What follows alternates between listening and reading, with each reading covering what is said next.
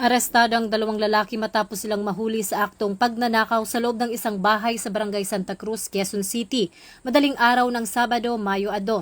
Ayon sa ulat ng Masambong Pulis, dumaan sa butas ng aircon ang mga suspect para pasukin ang tahanan ng negosyanteng si Tyron Chua.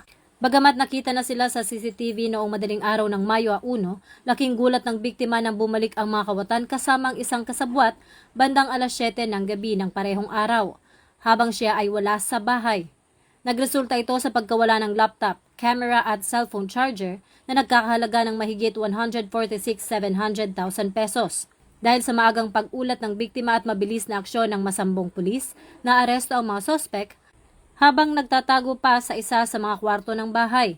Lumabas din sa investigasyon na ang mga naaresto ay dating bilanggo na may patong-patong na kaso ng pagnanakaw, iligal na droga at sugal na nagpapakita ng dedikasyon ng pulisya na linisin ang mga kalsada mula sa mga repeat offenders.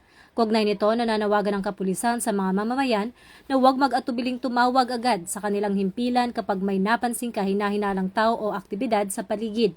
Binigyang diin ng QCPD na ang paglalagay ng mga kagamitang pansiguridad gaya ng CCTV at ang pakikipagtulungan sa mga otoridad ay malaking tulong upang mapigilan ang mga krimeng gaya ng robbery. Sa kasalukuyan, ang mga suspect ay nakapiit na sa Masambong Police Station at naharap sa panibagong reklamong robbery. Mula rito sa Campo Crame, ako si Patrolwoman Sari Bernales, nagbabalita para sa Police News Network. At ito ang bagong PNP para sa bagong Pilipinas, serbisyong mabilis, tapat at nararamdaman.